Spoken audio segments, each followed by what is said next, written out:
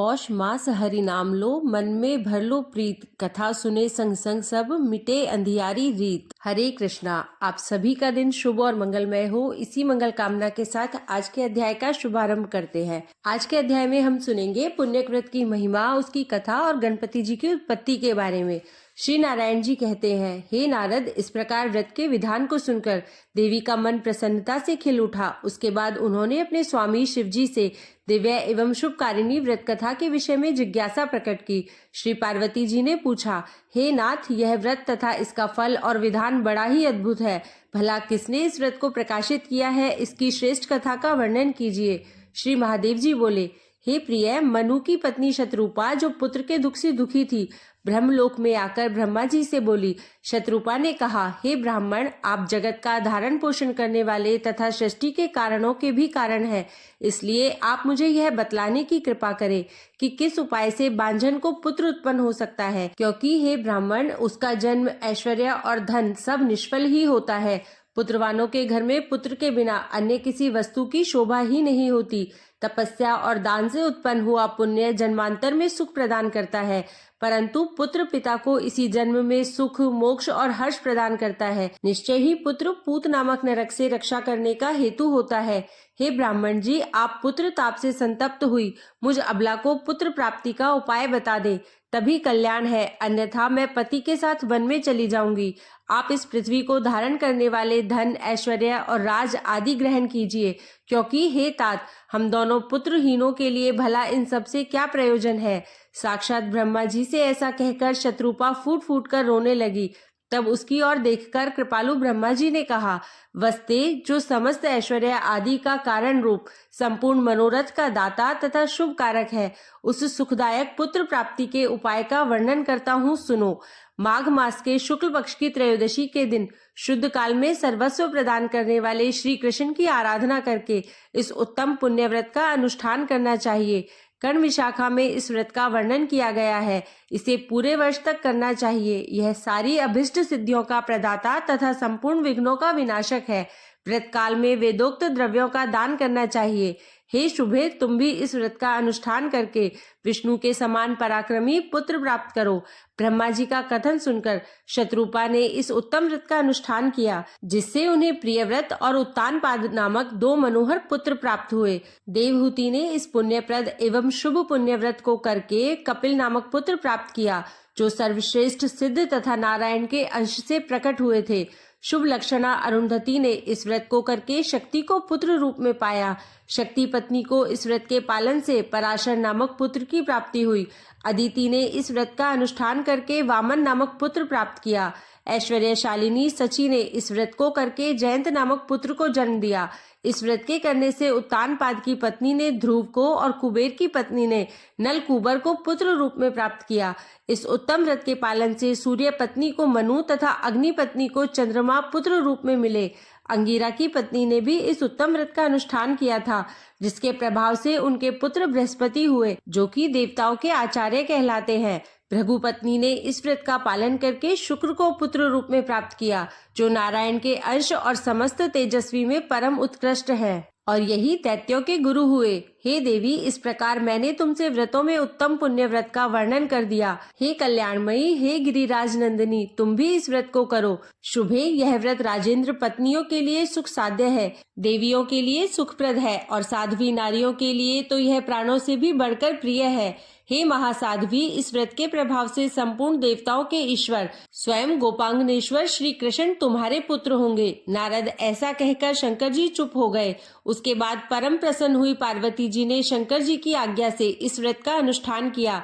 इस प्रकार मैंने तुमसे गणेश जी के जन्म का कारण, जो सुखदायक मोक्षप्रद और सार रूप है, वर्णन कर दिया। अब और क्या सुनना चाहते हो? तब नारद जी ने पूछा, हे मुनि श्रेष्ठ, पार्वती जी ने पति की आज्ञा से किस प्रकार उस शुभदायी व्रत का पालन किया था, वह मुझे बताइए।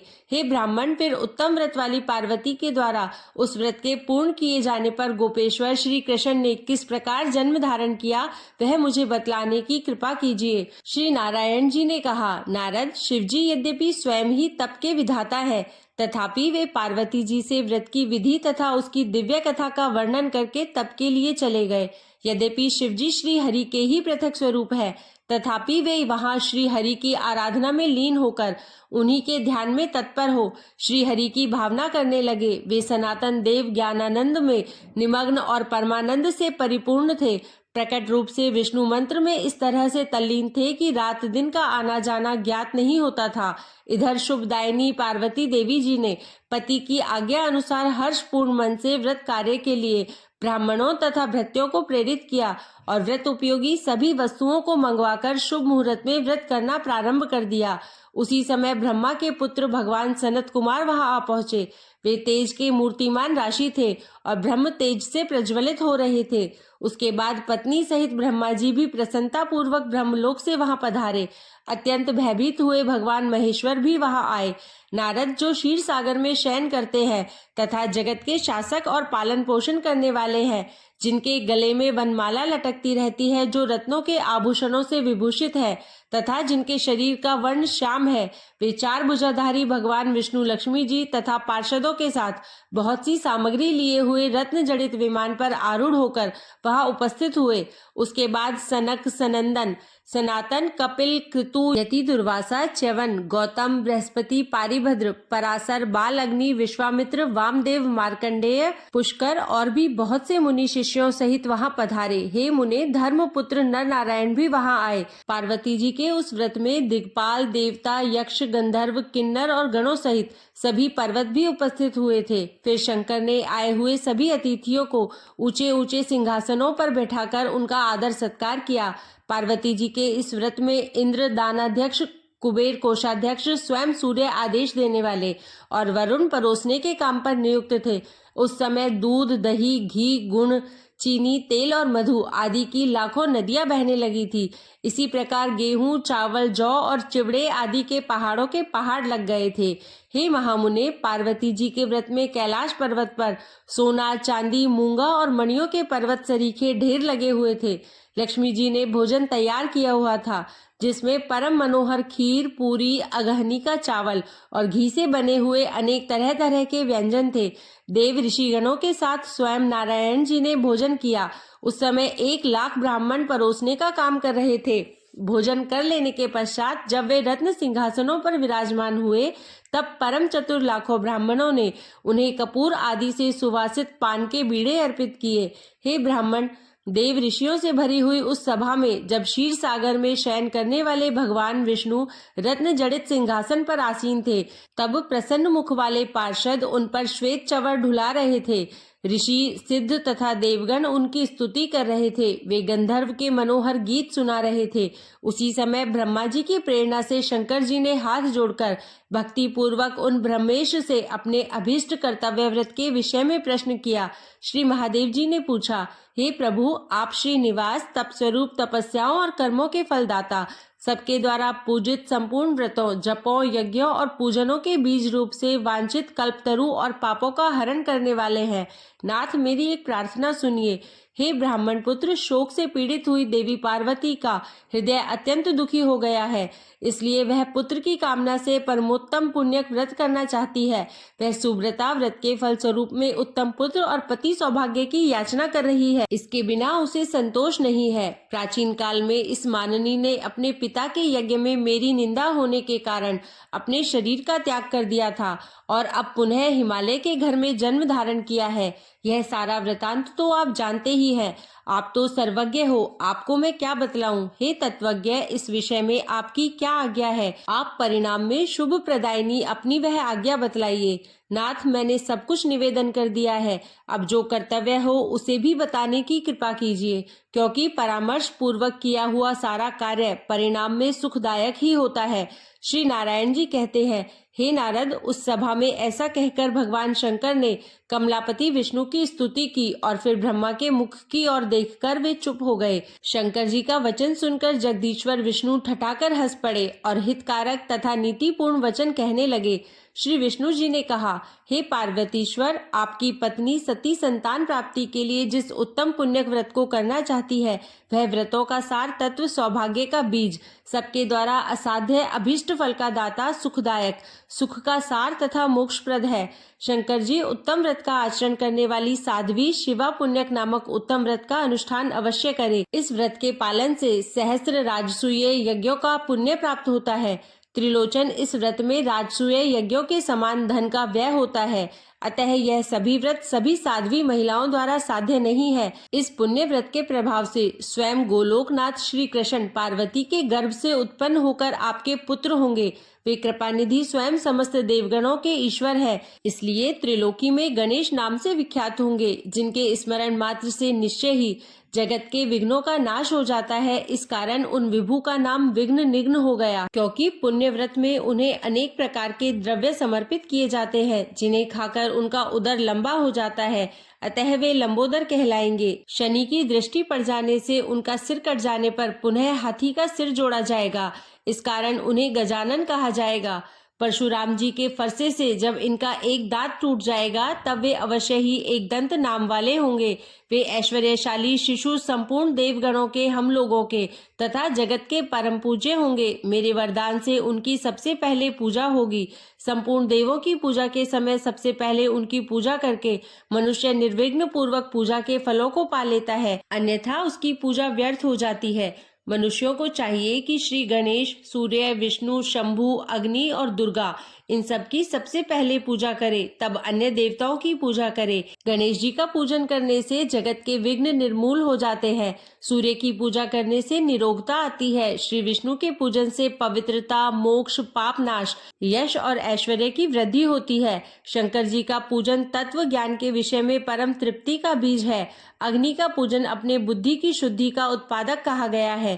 ब्रह्मा जी द्वारा संस्कृत अग्नि की पूजा से मनुष्य अंत समय में ज्ञान मृत्यु को प्राप्त कर लेता है तथा शंकराग्नि से दाता और भोक्ता होता है। दुर्गा जी की अर्चना हरि भक्ति प्रदान करने वाली तथा परम मंगलदायिनी होती है। इनकी पूजा के बिना अन्य की पूजा करने से वह पूजन विपरीत हो जाता है। महादेव त्रिलोकी के लिए यही क्रम प्रत्येक कल्प में निश्चित है। यह देव निरंतर विद्यमान रहने वाले, नित्य तथा सृष्टि परायण है।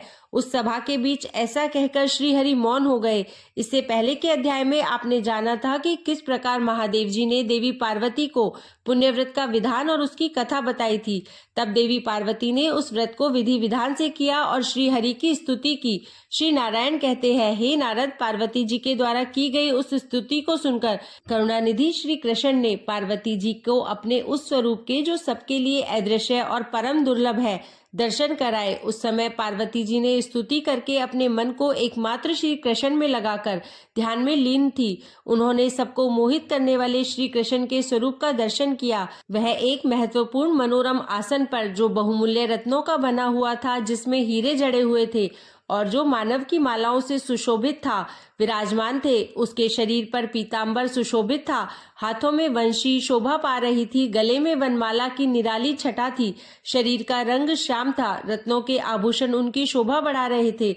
ऐसे सुंदर रूप को देखकर देवी पार्वती ने मन ही मन उसी के अनुरूप पुत्र प्राप्ति की कामना की और उसी क्षण उन्हें वह वर भी प्राप्त हो गया। इस प्रकार वरदानी परमात्मा ने पार्वती जी के मन में जिस जिस वस्तु की कामना थी, उसे पूर्ण करके देवताओं का भी अभिष्ट सिद्ध कर दिया। फिर वह तेज अंतर ध्यान हो गया। तब देवताओं ने कृपा प्रवश होकर सनत कुमार जी को समझाया और उन्होंने उन उमा रहित दिगंबर शिव जी को प्रसन्न चित्त वाली पार्वती जी को लौटा दिया। फिर तो विश्व को आनंदित करने वाली देवी पार्वती ने ब्राह्मणों को अनेक प्रकार के रत्न और भिक्षु और बंधिया को स्वर्ण दान किया। ब्राह्मणों, देवताओं और पर्वतों को भोजन कराया। सर्वोत्तम उपहारों द्वारा शंकर जी की पूजा की, बाजे बजवाई, मांगलिक कार्य करवाए। इस प्रकार देवी ने व्रत को समाप्त करके परम उल्लास के साथ दान देकर सबको भोजन कराया। फिर अपने स्वामी शिव जी के साथ स्वयं भी भोजन किया। इसके बाद उत्तम पान के सुंदर बीड़े, जो कपूर आदि से सुवासित थे, बारी बारी से सबको देकर शिव जी के साथ स्वयं भी खाया। फिर पार्वती जी ने एकांत में भगवान शंकर के साथ विहार करने लगी। इसी बीच बीच में एक ब्राह्मण दरवाजे पर आया। मुने, उस भिक्षुक ब्राह्मण का रूप तेलाभाव के कारण रूखा था, शरीर मैले वस्त्र से ढका हुआ था, उसके दांत अत्यंत स्वच्छ थे, वे तृष्णा से पूर्णतः पीड़ित थे, उसका शरीर कमजोर था, वह उज्जवल वन का तिलक धारण किए हुए था, उसका स्वर बहुत दीन था और दीनता के कारण उसकी मूर्ति कुत्सित थी। इस प्रकार के उस अत्यंत और दुर्बल ब्राह्मण ने अन्न की याचना करने के लिए दरवाजे पर डंडे के सहारे खड़े होकर महादेव जी को पुकारा। ब्राह्मण ने कहा, महादेव, आप क्या कर रहे हैं? मैं 7 रात तक चलने वाले व्रत को समाप्त होने पर भूख से व्याकुल होकर भोजन की इच्छा से आपकी शरण में आया हूँ, मेरी रक्षा कीजिए। हे तात, आप तो करुणा के सागर हैं, इसलिए मुझ जरा ग्रसित और कृष्णा से अत्यंत पीड़ित वृद्ध की ओर जरा देखिए तो सही। हे महादेव, आप क्या कर रहे हैं? माता पार्वती, उठिए और मुझे सुवासित जल और अन्न प्रदान कीजिए। हे गिरिराज कुमारी, मुझ शरणागत की रक्षा कीजिए। माता, ओ माता, आप तो जगत की माता हो, फिर मैं जगत से बाहर थोड़ी ही हूँ, इसलिए शीघ्र आओ। भला अपनी माता के रहते हुए मैं किस प्रकार भूख से पीड़ित हो रहा हूँ। ब्राह्मण के दीनवाणी वचन सुनकर शिवजी पार्वती जी उठे। उसी समय शिवजी का शुक्रपात हो गया। वे पार्वती के साथ द्वार पर आए। वहां उन्होंने उस अत्यंत वृद्ध ब्राह्मण को देखा जो वृद्ध अवस्था से अत्यंत पीड़ित था।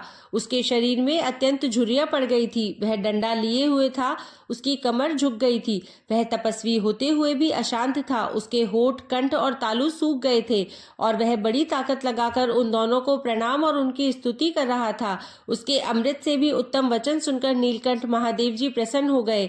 तब वे मुस्कुराकर परम प्रेम के साथ उससे बोले, वेद वेत्ताओं में श्रेष्ठ विप्र, इस समय मैं यह जानना चाहता हूँ, आपका घर कहाँ पर है और आपका नाम क्या है, जल्दी बतलाइए।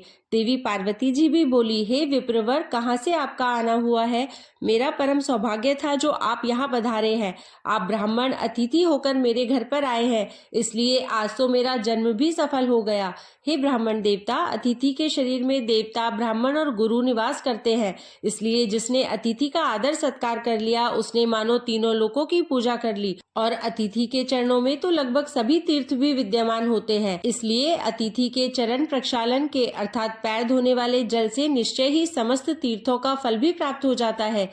जिसने अपनी शक्ति के अनुसार यथोचित रूप से अतिथि की पूजा कर ली, उसने मानो सभी तीर्थों में स्नान कर लिया और सभी यज्ञों में दीक्षा ग्रहण कर ली। इसीलिए कहते हैं, अतिथि देवो भवः। भारतवर्ष में भक्ति पूर्वक अतिथि का पूजन जिसने कर लिया, उसके द्वार मानो धरती पर संपूर्ण महादान कर लिए गए हो, क्योंकि वेदों में वर्णित जो नाना प्रकार के पुण्य है, वे और उनके अलावा अन्य पुण्य कर्म भी अतिथि सेवा की 16वीं कला की बराबरी भी नहीं कर सकते। इसलिए जिसके घर से अतिथि अपमानित होकर लौट जाता है, उनका आदर सत्कार नहीं करता, उस गृहस्थ के पितर देवता सभी अपमानित होकर उस अतिथि के पीछे पीछे चले जाते हैं।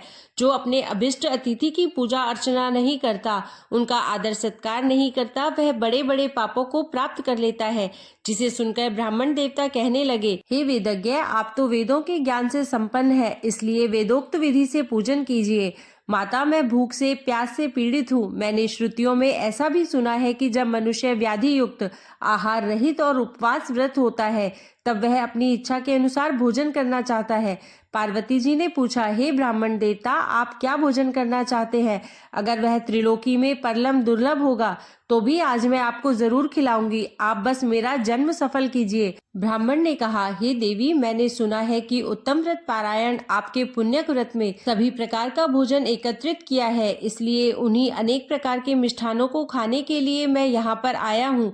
मैं तो आपका पुत्र हूँ। जो मिष्ठान तीनों लोकों में दुर्लभ है, उन पदार्थों को मुझे देकर आप सबसे पहले मेरी पूजा करें। साध्वी वेदवादियों का कहना है, पिता 5 प्रकार के होते हैं, माताएं अनेक तरह की कही जाती हैं, पुत्र भी 5 प्रकार के कहे जाते हैं, यानी पुत्र के भी 5 प्रकार हैं। विद्यादाता अर्थात गुरु, अन्नदाता भय से रक्षा करने वाला, जन्मदाता और कन्यादाता ये मनुष्यों के वेदोक्त पिता कहे गए हैं। गुरु, पत्नी, जननी, स्तनदात्री अर्थात धाय, पिता की बहन अर्थात बुआ, माता की बहन अर्थात मौसी, सौतेली माता, अन्न प्रदान करने वाली और पुत्र वधु, यह भी माताएं कहलाती है। भ्रात्य, शिष्य, दत्तक, वीर्य से उत्पन्न अर्थात औरस और शरणागत, यह 5 प्रकार के पुत्र हैं। इनमें 4 धर्म पुत्र कहलाते हैं और 5वां पुत्र धन का भागी होता है। माते, मैं पुत्रहीना का ही अनाथ पुत्र हूँ। वृद्धावस्था से ग्रस्त हूँ और इस समय भूख प्यास से पीड़ित होकर आपकी शरण में आया हूँ। हे गिरिराज किशोरी, अन्नों में श्रेष्ठ पूरी, उत्तम के पके हुए फल, आटे के बने हुए तरह तरह के पदार्थ, काल दिशा अनुसार उत्पन्न हुई वस्तुएं, पकवान, चावल के आटे के बना हुआ तिकोना, दूध, गन्ना, गुड़ के बने हुए द्रव्य, घी, दही, गुण मिश्रित तिलों के लड्डू, मेरी जानकारी से बाहर सुधा तुल्य अन्य वस्तुएं, कपूर आदि से सुवासित सुंदर श्रेष्ठ तांबुल, अत्यंत निर्मल और स्वादिष्ट जल, इन सभी पदार्थ को जिन्हें खाकर मेरी सुंदर तौंद हो जाए, मुझे प्रदान कीजिए। आपके स्वामी सारी संपत्तियों के दाता और त्रिलोकी के सृष्टि करता है और आप संपूर्ण ऐश्वर्यों को देने वाली महालक्ष्मी स्वरूपा है। इसलिए आप मुझे रमणीय सिंहासन, अमूल्य रत्नों के आभूषण, अग्नि, शुद्ध सुंदर वस्त्र, अत्यंत दुर्लभ श्री हरि का मंत्र, श्री हरि में सुदृढ़ भक्ति, मृत्युंजय नामक ज्ञान, सुख प्रदायिनी दान, शक्ति और सिद्धि दीजिए। हे सती माता, आप ही सदा श्री हरि की प्रिया और सर्वस्व प्रदान करने वाली शक्ति है। इसलिए आपके लिए भला अपने पुत्र के लिए कौन सी वस्तु अदेय है।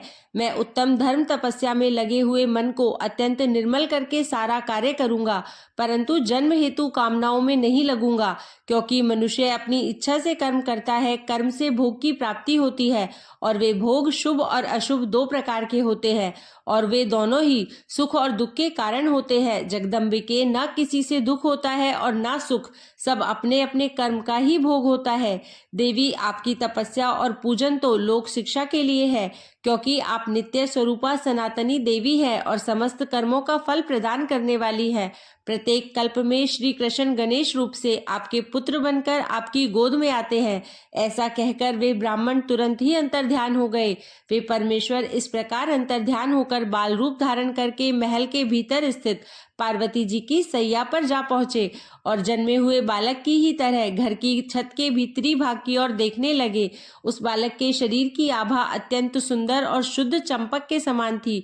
उसका प्रकाश करोड़ों चंद्रमाओं की तरह उद्दीप्त था। सब लोग सुखपूर्वक उसकी ही ओर देख सकते थे। वह नेत्रों की ज्योति बढ़ाने वाला था, कामदेव को विमोहित करने वाला। उसका अत्यंत सुंदर शरीर था। उसका अनुपम मुख शारदीय पूर्णिमा का उपहास कर रहा था। सुंदर कमल को तिरस्कृत करने वाले उसके सुंदर नेत्र थे। होठ और अधर फुट ऐसे लाल थे कि उसे देखकर पका हुआ बिंब फल भी लज्जित हो जाता था। संपूर्ण त्रिलोकी में कहीं उसकी कोई उपमा है ही नहीं। इस प्रकार वह रमणीय शैया पर वह दिया हुआ शिशु हाथ पैर उछाल रहा था। वह नन्हा शिशु कौन था, इसे हम अगले अध्याय में सुनेंगे। यदि आपको वीडियो अच्छा लगा हो तो वीडियो को लाइक कीजिएगा और चैनल को सब्सक्राइब करके कमेंट बॉक्स में जय श्री हरि विष्णु जरूर लिखिएगा।